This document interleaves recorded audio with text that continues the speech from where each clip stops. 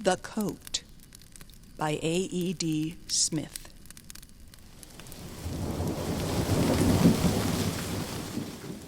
I am quite aware that the other fellows in the office regard me as something of an oddity, as being rather a queer bird, in fact. Well, of course, a man who happens to be of a studious disposition, who dislikes noise, and prefers his own company to that of empty-headed companions, and who, moreover, is compelled by defective vision to wear thick glasses, is always liable to be thus misjudged by inferior minds. And ordinarily, I treat the opinion of my colleagues with the contempt it deserves. But at this particular moment, I was beginning to think that perhaps, after all, there might be something to be said for their view. For though I might still repudiate the queer bird part of the business, undoubtedly I was an ass, a first-class chump. Otherwise, I should have been spending my holidays in a nice, comfortable way, with the rest of the normal world, listening to the Pierrots or winking at the girls on the promenade of some seaside resort at home, instead of having elected to set out alone on this idiotic push-bike tour of a little-known part of France. Drenched, hungry, and lost, a stranger in a strange land, dispiritedly pushing before me a heavily laden bicycle with a gashed tire. Such was the present result of my asinine choice. The storm had overtaken me miles from anywhere, on a wild road over a spur of the Vosges, and for nearly 2 hours I had trudged through the pelting rain without encountering a living soul, or the least sign of human habitation. And then, at long last, rounding a bend, I glimpsed just ahead of me the chimney-pots and gables of a fair-sized house. It was a lonely, desolate-looking place, standing amid a clump of trees a little way back from the road, and somehow, even at a distance, did not convey a very inviting impression. Nevertheless, in that wilderness it was a welcome enough sight, and in the hope of finding temporary shelter and possibly a little badly needed refreshment, I quickened my pace toward it. 200 yards brought me to the entrance gates, and here I suffered a grievous disappointment. For the roofless porter's lodge, the dilapidated old gates hanging askew on their hinges, and the overgrown drive beyond plainly indicated that the place was no longer inhabited. I speedily comforted myself, however, with the reflection that, in the circumstances, even a deserted home was not to be despised as a refuge. Once under cover of some kind, I might make shift to wring out my drenched clothing and repair my damaged mount. And without further ado, I pushed my bicycle up the long-neglected drive and reached the terrace in front of the house itself. It proved to be an old chateau, half smothered in creepers and vines that had long gone wild, and judging by the carved stone coat of arms over the main entrance, had once been occupied by a person of some quality. Mounted on a pedestal on either side of the iron-studded front door stood a rusty carronade, trophies probably of some long-forgotten war in which the former occupier had played a part. Most of the windows had been boarded up, and it was evident that the place had stood empty for many years. I tried the front door. To my surprise, it was unfastened, and a thrust of my shoulders sent it creaking grudgingly back on its hinges.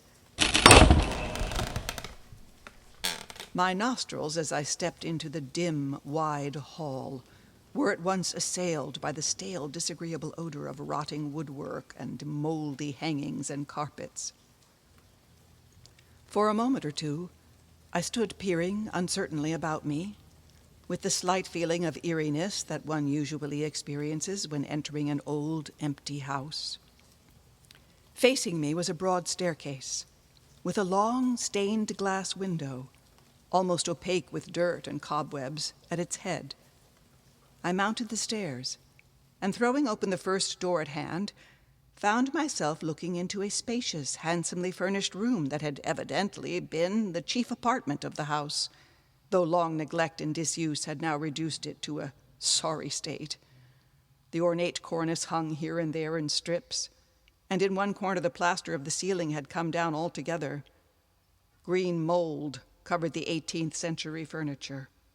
Curtains and draperies hung in tatters, and one half of the beautiful old Persian carpet, from a point near the door right across to the fireplace, was overspread by an evil-smelling, bright orange fungus. The fireplace gave me an idea. Could I but find fuel, I might light a fire, make myself a hot drink, and get my clothes properly dried. A little searching in the outbuildings discovered a sufficient quantity of old sticks to serve my purpose, and with a bundle of them under my coat, I re-entered the house and briskly made my way upstairs again. But on the threshold of the big room, without quite knowing why, I suddenly checked.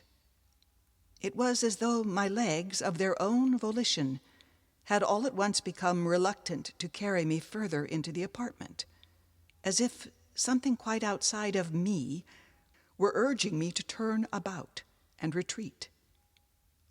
I laid the sticks down at my feet and for a moment or two stood there uncertainly in the doorway. I was beginning to sense some subtle suggestion of danger in the atmosphere of the place. Everything was apparently just as I had left it. Yet I had an uneasy sort of feeling that during my brief absence something evil had entered that room and left it again. I am neither a nervous nor a superstitious person, yet I found myself, a moment later, rather shamefacedly, picking up my sticks and moving back toward the head of the stairs. Actually, it was not so much fear as a vague, precautionary sense of uneasiness that prompted me. It had occurred to me that perhaps I might feel more comfortable if I remained nearer to the front door, and made my fire in one of the rooms on the ground floor. It was an idiotic fancy, I know, but, well, if anything, queer did happen, and I had to make a sudden bolt for it, I could get out quicker that way. It was on this second descent of the stairs, as I faced the light from the open front door, that I suddenly noticed something that pulled me up with a decided start. Running up the center of the staircase, and quite fresh in the thick dust, was a broad, broken sort of track, exactly as though someone had recently trailed up an empty sack or something of that nature. From the foot of the staircase, I traced this track across the hall to a spot immediately below an old, moth-eaten coat that hung from one of a row of coat pegs on the opposite wall. And then I saw that similar tracks traversed the hall in various directions, some terminating before the doors on either side, others leading past the foot of the stairs to the rear regions of the house, but all seeming to radiate from the same point, below the coat pegs. And the queerest thing about it all was that of footprints, other than my own, there was not a sign. Uneasiness once more assailed me. The house appeared to be uninhabited, and yet plainly someone, or something, had recently been in the place. Who, or what, was the restless, questing creature that had made those strange tracks to and from the old coat? Was it some half-witted vagrant? A woman, possibly, whose trailing draperies obliterated her own footprints. I had a closer look at the old garment. It was a military greatcoat of ancient pattern, with one or two tarnished silver buttons still attached to it, and had evidently seen much service. Turning it round on its peg with a gingerly finger and thumb, I discovered that just below the left shoulder there was a round hole as big as a penny, surrounded by an area of scorched and stained cloth, as though a heavy pistol had been fired into it at point-blank range. If a pistol bullet had indeed made that hole, then obviously the old coat at one period of its existence had clothed a dead man. A sudden repugnance for the thing overcame me, and with a slight shudder I let go of it.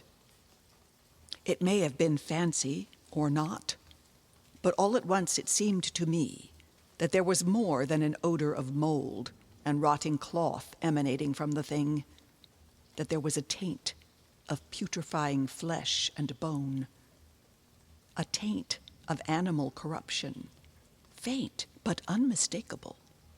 I could sniff it in the air, and with it something less definable but no less real, a sort of sixth sense feeling that the whole atmosphere of the place was slowly becoming charged with evil emanations from a black and shameful past.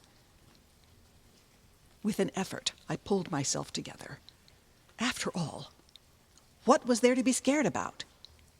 I had no need to fear human marauders, for in my hip pocket I carried a small but serviceable automatic, and as for ghosts, well, if such existed, they didn't usually walk in the daytime. The place certainly felt creepy, and I shouldn't have cared to spend the night there. But it would be ridiculous to allow mere idle fancies to drive me out again into that beastly rain before I'd made myself that badly needed hot drink and mended my bicycle. I therefore opened the door nearest to me and entered a smallish room that apparently had once been used as a study. The fireplace was on the side opposite to the door, and the wide ancient grate was still choked with the ashes of the last log consumed there.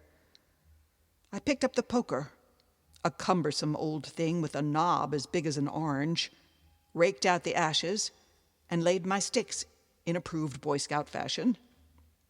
But the wood was damp, and after I'd used up half my matches, refused to do more than smolder, whilst a backdraft from the chimney filled the room with smoke.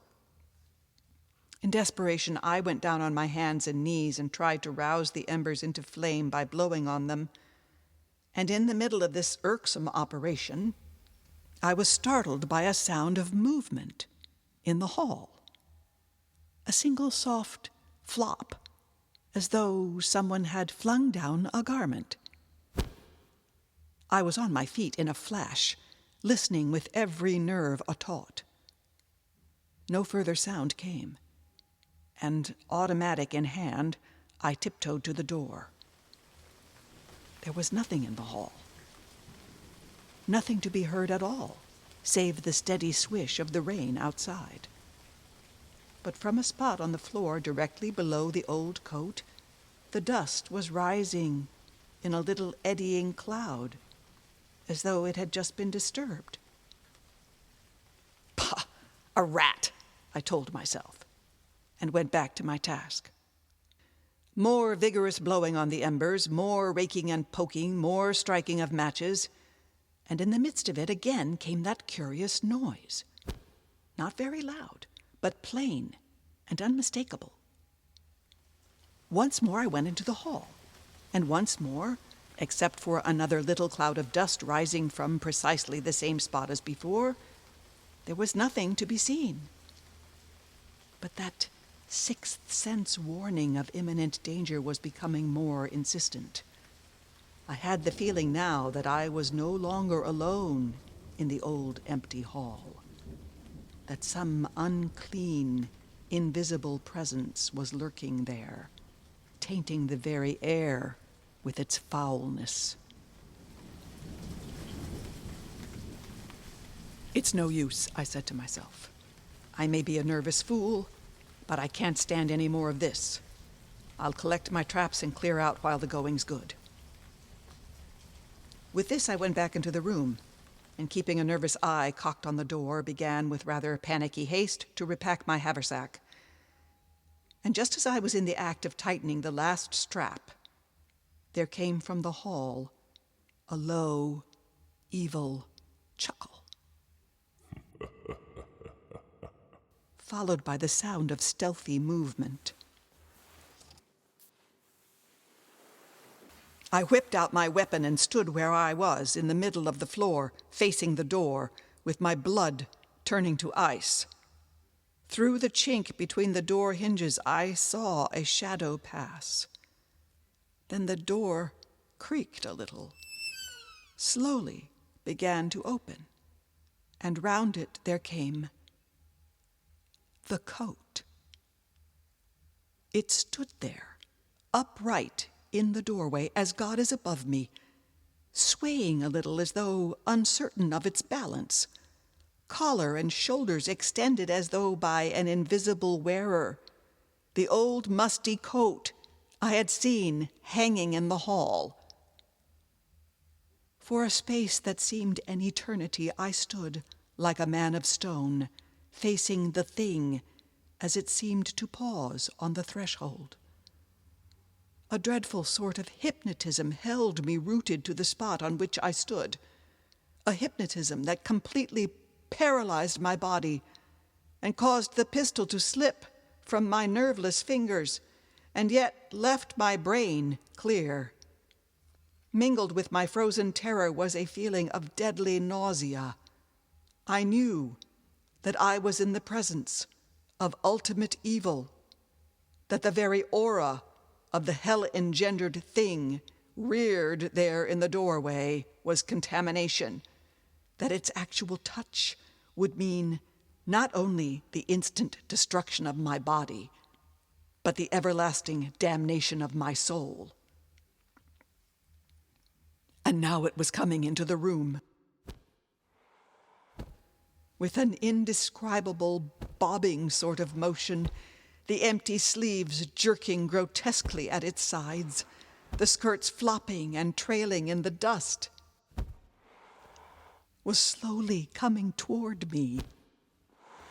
And step by step, with my bulging eyes riveted in awful fascination on the thing, I was recoiling before it. Step by step, with the rigid, unconscious movement of an automation, I drew back until I was brought up with my back pressed into the fireplace and could retreat no further. And still, with deadly, malevolent purpose, the thing crept toward me. The empty sleeves were rising and shakily reaching out toward my throat. In another moment they would touch me, and then I knew, with the most dreadful certainty, that my reason would snap. A coherent thought somehow came into my burning brain, something that I had read or heard long ago, the power of the holy sign against the forces of evil. With a last desperate effort of will, I stretched out a palsied finger and made the sign of the cross, and in that instant my other hand, scrabbling frenziedly at the wall behind me, came into contact with something cold and hard and round. It was the knob of the old heavy poker. The touch of the cold iron seemed to give me instant repossession of my faculties. With lightning swiftness, I swung up the heavy poker and struck with all my force at the nightmare horror before me. And lo, on the instant, the thing collapsed and became an old coat. Nothing more, lying there in a heap at my feet. Yet on my oath, as I cleared the hellish thing in a flying leap and fled from the room, I saw it, out of the tail of my eye, gathering itself together and making shape, as if it were to scramble after me. Once outside that accursed house, I ran, as never a man ran before, and I remember nothing more until I found myself, half fainting, before the door of a little inn. "Bring wine in the name of God," I cried, staggering inside. Wine was brought, and a little wondering group stood round me while I drank. I tried to explain to them in my bad French. They continued to regard me with puzzled looks. At length, a look of understanding came into the landlord's face. "Mon Dieu," he gasped. Is it possible that Monsieur has been in that place? Quick, Juliet! Monsieur will need another bottle of wine. Later, I got something of the story from the landlord, though he was by no means eager to tell it. The deserted house had once been occupied by a retired officer of the First Napoleon's army, a semi-madman, judging from the landlord's story. He must have been one of the worst men that God ever allowed to walk the earth. Most certainly, monsieur, he was a bad man, that one, concluded my host. He killed his wife and tortured every living thing he could lay hands on, even, it is said, his own daughters. In the end, one of them shot him in the back. The old chateau has an evil name. If you offered 1,000,000 francs, you would not get one of our country folks to go near the place. As I said at the beginning, I know that the other fellows in the office are inclined, as it is, to regard me as being a bit queer. So I haven't told any of them this story. Nevertheless, it's perfectly true. My brand new bicycle and touring traps are probably still lying where I left them in the hall of that devil-ridden chateau. Anybody who cares to collect them may keep them.